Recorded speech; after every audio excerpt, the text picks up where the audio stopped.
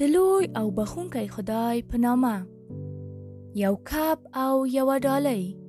لیکوال لیزی جابسون. ژباړه د درخت دانش کتابتون. ژباړونکی محب الرحمن محب. پر یوه ځانګړې جمعه د یوسف پلار له لمر ختو مخکې جامې پر ځان کوي. هغه خپل دروند چرمي جاکټ پر ځان او شنه بخملي خولۍ پر سر کوي چې غوږونه یې پکې پټ وي. هغه له خپل زویه خدای پاماني اخلي. د یوسف سترګې هغه مهال پرانیستل کیږي چې پلار یې ورته وایي: نن هغه ورځ دی چې زه به ستا لپاره یو کب ونیسم او کور ته به یوه ډالۍ راوړم. یو کب او یوه ډالۍ؟ او هغه به څه وي؟ پلار په خپل بایسکل د مویزنبرګ د سمندر غاړې ته ځي. ټایرونه ویک ویک غږ کوي تر هغو چې ورزشکارانو پورې رسیږي.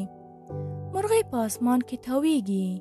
هغوی واټ واټ واټ آواز کوي. پلار خپل بایسکل زنګ وهي.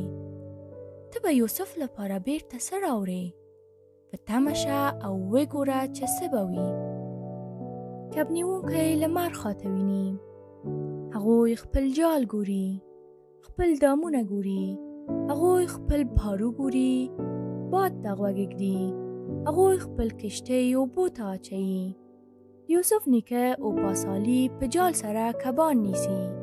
د هغه مخکې د هغه پلار او پاګرود جیرسوان هم له بحر سره آشنا و.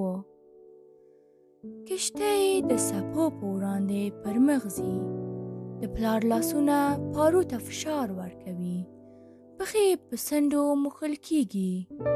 غاړه باندې زور اچوي او د سټ عضلې راوتلی وي. پلار داسې په ډاګه کوي چې کار کوي. واچوئ او فشفش کړئ، کب ومومئ، کش کړئ او پرېږدئ، مه درېږئ. ټوله ورځ یوسف اسمان ته ګوري. صافه، روښانه او له باده پرته هوا ده. یو کب او یو ډالۍ. پلار به له بحر څخه څه راوړي؟ کله کله ښکلې ملغلره راوړي، کله بیا شنه جواهرات راوړي چې څپو یې صاف کړی وي. له څو ورځو راهیسې د یوسف پلار یوه کیسه راوړې، د هغه مهال په څېر چې په شګې کې کیشپونه یې موندلي وو.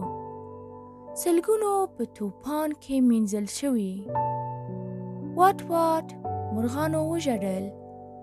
تاسو به دا کیشپونه ژغورلو لپاره څه وکړئ؟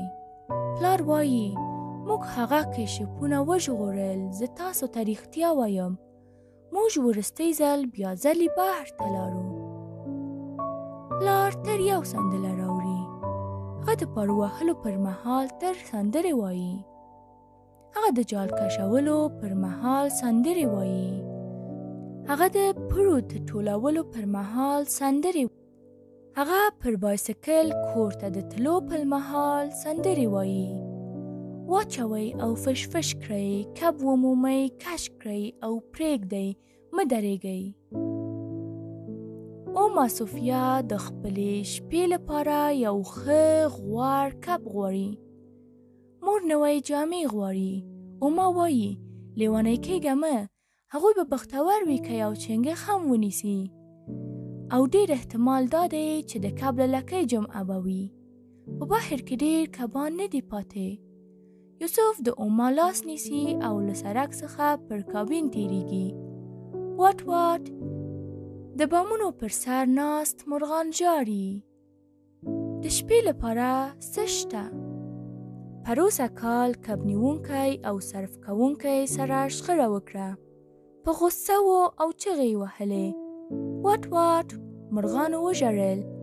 د یوسف پلار وویل د هر چا لپاره بسونکی بحر دی. هغه هغوی ته د کب نیونکی جواز وښود چې او پاسالي و. څپې د ټولو لپاره اوبه وړیا. اوما صوفیا په ښکارۍ دوربین کې ګوري. ګوتې له هسې حلقه شوي. د شار غږ راځي. لامبو کوونکی برته شګې ته رامنډې کړي او خپل زامباکونه اخلي. صرف کوونکی ساحل ته رامنډې کړي. تختې یې په خپلو لاسونو کې نیولې وي او خپل کالي د شاور لاندې ونیسي. وات مرغانو وژړل. یوسف پلار بس له سمندره څه راوړي؟ یوسف پلار او کاکا او د کاکا زامن جال کش کوي او لرزیږي. یو وړوکی شارک نیول شوی دی. په څپو کې تاو را تاو کیږي. د یوسف پلار جال پرانیزي او شارک ته سندرې وایي. واچوئ او فشفش کړئ، کب ومومئ کش کړئ او پرېږدئ، مه درېږئ.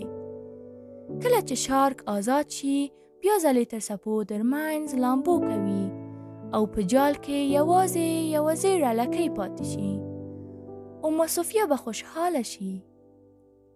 سړی کشتۍ دننه کش کوي او کیبلونه یې باسي. یو حیوان د پلار ګوته نیسي. وات غواوې ژاړي. یوسف پلار دې بیا څه راوړي؟ د لمر لوېدلو پر مهال پلار غواګانو ته ځواب ورکوي. د خپل زوی لپاره مې د یوه بختور شارک غاښ راوړی. په کور کې یوسف خپل ډالۍ پاس ستورو ته نیسي. پای. موږ د درخت دانش په کتابتون کې ډېره ښکلې او خوندوره کتابونه لرو. تاسې کولی شئ چې له www.ddl.af